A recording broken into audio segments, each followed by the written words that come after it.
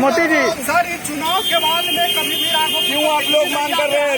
राघोपुर में काला झंडा क्यों दिखा रहे हैं? राघोपुर कोरोना की इतनी बड़ी महामारी झेल रही थी, उस समय ये नहीं आए।